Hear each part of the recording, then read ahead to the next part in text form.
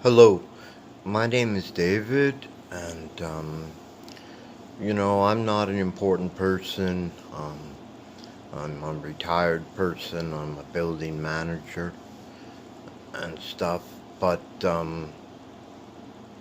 I really support Tulsi Gabbard. I think she is a very, very brave person. Going up against the military industrial complex is really the hardest thing you can do in Washington. And it's the worst thing you can do, um, for your political career. Uh, Leaving the DNC because Hillary Clinton was in control of it, which is wrong and against the rules. That was also a terrible thing to do. People told her you're committing political suicide, and she did it anyway. And that's a really dangerous thing to do, and she did it. And she also served, uh, you know, two tours in Iraq, and she served in a war that we were lied to about. I was in favor of the Iraq War. I thought that Saddam Hussein was building or had an atomic bomb because the president said he did. And they said it without any they said it. They said it straight out. And it was a lie. It wasn't true. Any reasonable person who had access to the CIA or the NSA information would have said, this doesn't look right, And the people they were relying upon for that information, they were just laughable. They were jokes as human beings, just people who were former Iraqis and would tell the CIA anything they wanted to hear in order to get a house in Virginia someplace and some sort of a pension or whatever they do with people who are useful and they want to use politically. The thing is, Bush and more Cheney and those other guys, they wanted a war with Iraq. They wanted all these wars. This was all pre-planned, and then 9/11 happened, and they were looking for a Pearl Harbor, and they got it. And they should have stopped 9/11. I mean, we've surrendered all our privacy rights.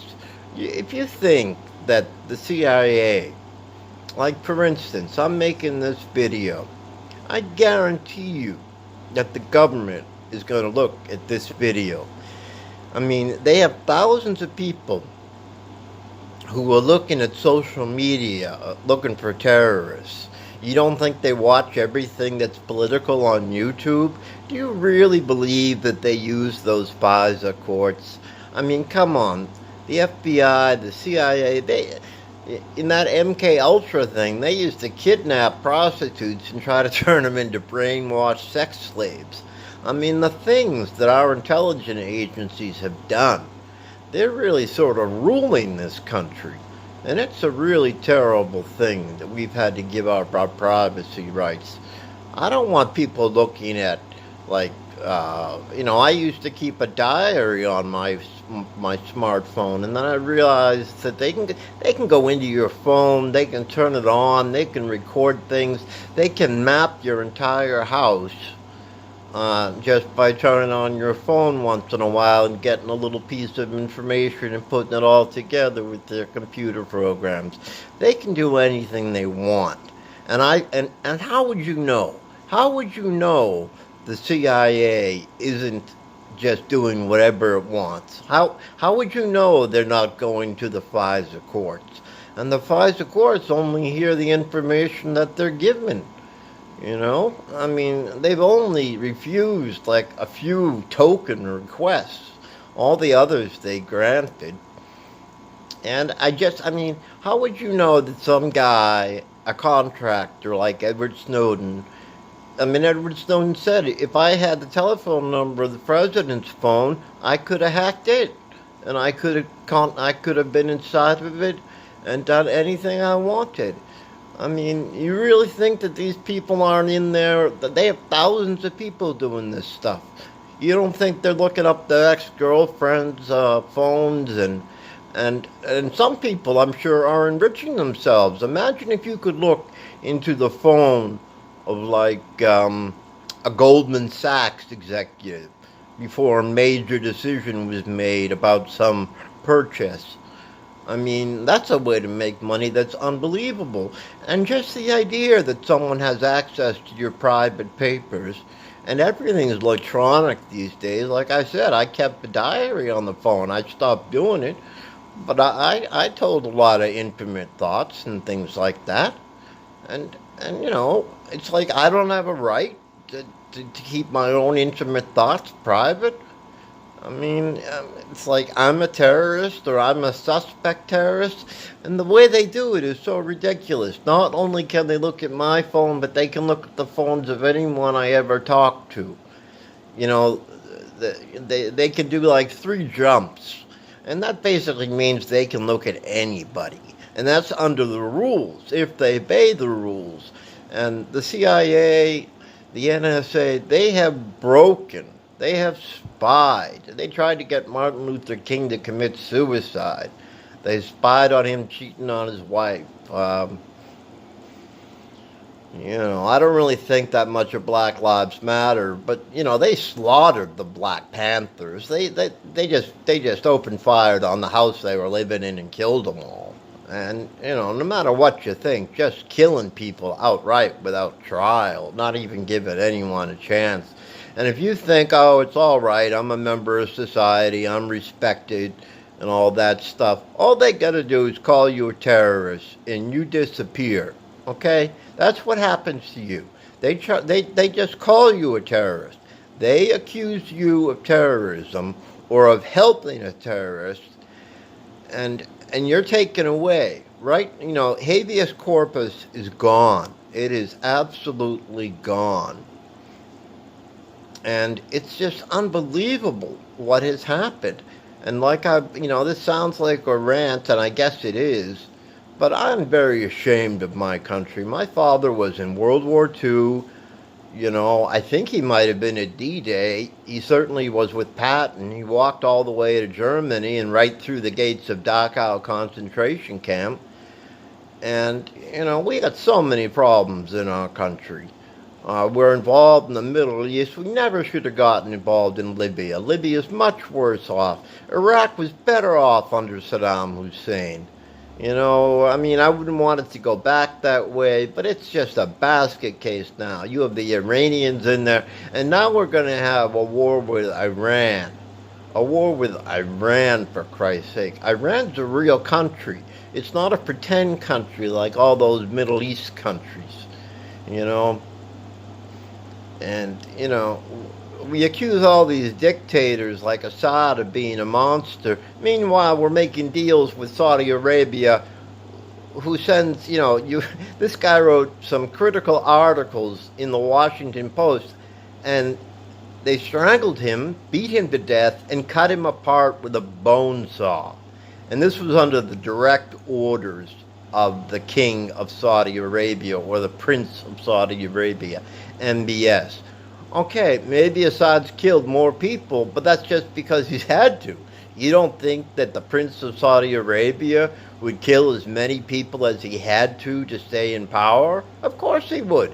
He'd do anything he had to do to stay in power. They're all the same. Assad's no different than any of the other ones.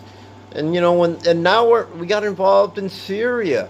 People complain about Muslims in Europe, and I think that is a problem, because those second-generation Muslims, they're not going to feel like they're a part of that society, and you're going to have real problems 20 years down the road.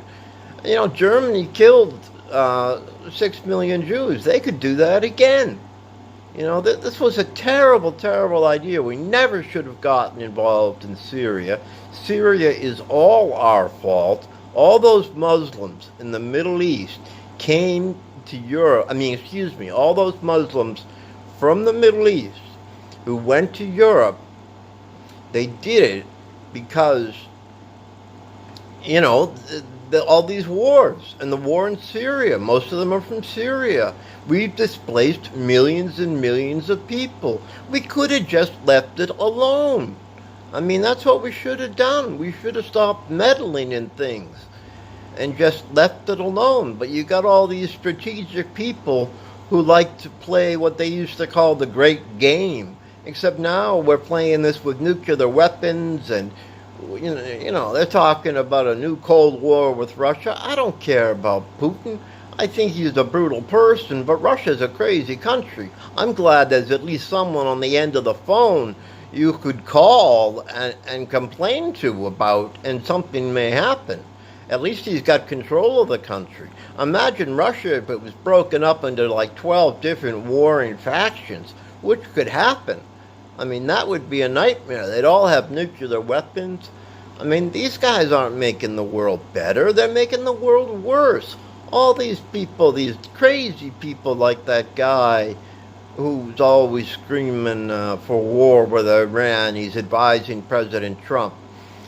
I think Trump's a little unbalanced, and I don't think he really respects democracy very much. But, I mean, I'm not really that upset about it. I'm not a Trump hater, but, I'm glad that he hasn't started a war. I'm worried that he will, but if he doesn't, then I'll say he was a good president. I mean, my standards aren't very high. Just don't start any more wars.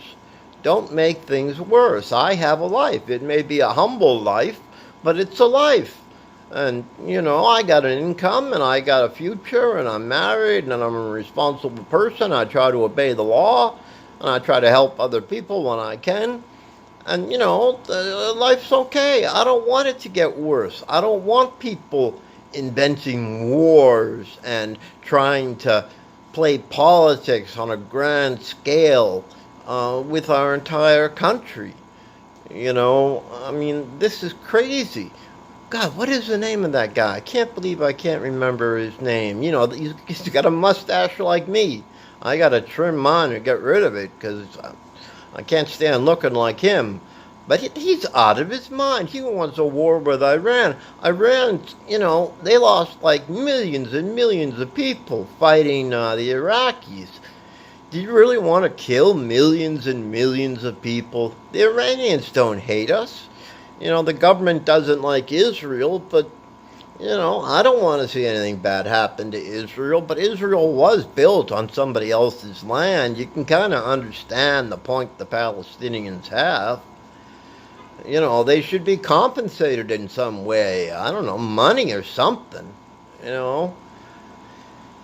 It's just a total mess. And I see these people talk about it, all these ideologues, and everyone's got a name, and these neocons and neolibs and all these people who are so disassociated from regular human beings who have regular, occupations, and all this easy money in Washington. Washington, the area around Washington, D.C., is the richest part of the country. You go there and everybody's got a brand new car. It's unbelievable. And these houses out in the suburbs are unbelievable. All that money is coming from, all these people who have these jobs. And they have these think tanks. When they can't get a job in government, they go and work at these think tanks. And they cook up their crazy schemes. Like, that general said, we're going to take out Iraq. We're going to take out Syria. We're going to take out Iran. We're going to take out, there were 7 countries, Afghanistan. We're spending $4 billion a month in Afghanistan. We could spend that on our own people. I mean, there's a bunch of homeless people basically encamped down the street from me on Massachusetts Avenue. They call it the Methadone Mile.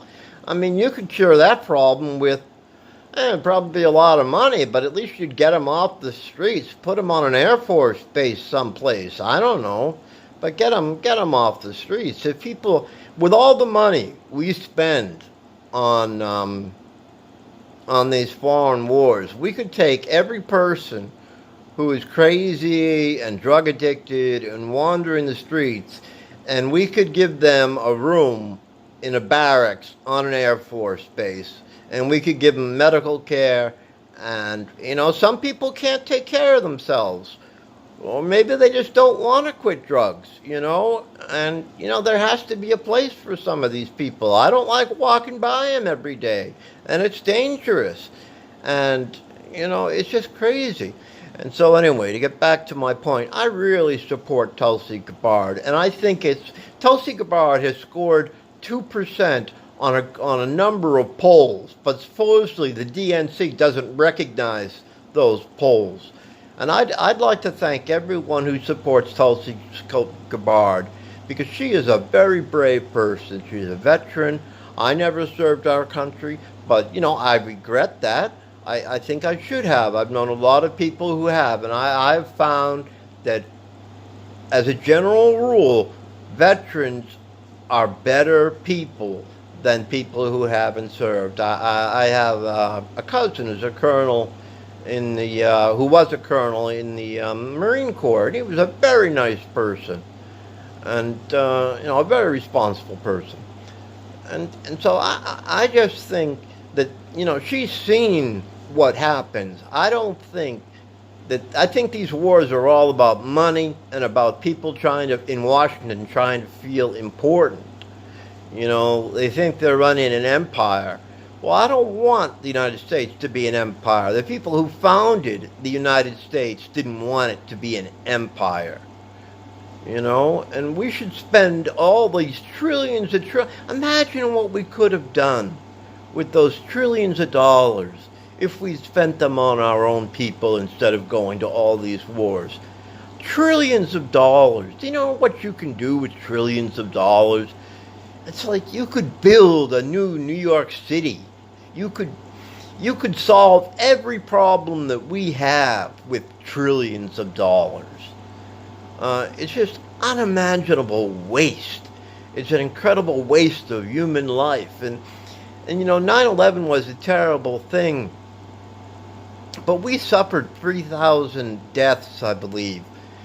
We've killed at least 500,000 people, if not more. And these are just people. Okay, they're not all terrorists. You bomb people, you're going to kill innocent people. There's no way around that. You start a war in someone's neighborhood, innocent people are going to die no matter how well-intentioned you are. Look at Iraq. Mosul no longer exists.